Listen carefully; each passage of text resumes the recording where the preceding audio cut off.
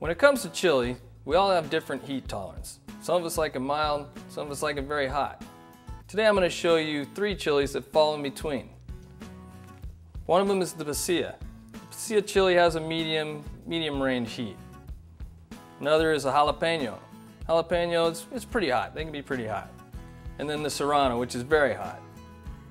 Now, just as a tip, it's a good idea to wear rubber gloves when you're ever handling chilies because the oils from the chili rub off and get on your skin, and if you rub your eyes, it's going to burn and it'll last for a while. So let me show you what we can do with the pasilla. The pasilla has a tough skin, so we need to get it off of there. And the best way to do it is to roast it. You can do that simply by going over to your burner and doing it right on the stove. Basically, you put it on the right on the burner, fire your flame up high, and you're going to char the skin. It'll probably take about 2 minutes for each side, and as it chars, you turn it. Another couple more minutes. You want to get the whole thing charred all the way around. Probably take about 5 or 6 minutes. Once you get to that point, you throw them in a bowl, which is what I've done here. And then you cover them with plastic. And then you just let them sit there, and what it does is it sweats the skin and it releases it, makes it easier to peel. And once they're cool enough to handle, simply just rub your thumbs across and the skin comes right off. And you do this, you want to get most of it off. You don't have to get all of it off. There's some flavor there, so it's not a bad thing. So what you would do, once this is clean, this is a traditional Mexican dish. You simply split the chili and you remove the seeds and the membrane inside. Incidentally, this is where most of the heat is. So it's going to cool it off a little bit. So now this is perfect for cooking.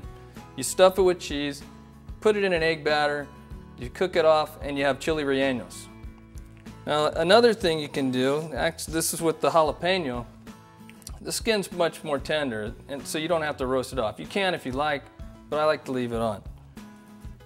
And what you can do is just do an incision right down the side. And we're going to take the seeds out and the membrane. You want to be careful. You don't want to split it and have it break open too far. You want to get all the seeds out, or most of them. Remember, this is where the heat and everything is. So you just scrape it out like so. So now we have the seeds removed. Remember, that's where the heat is.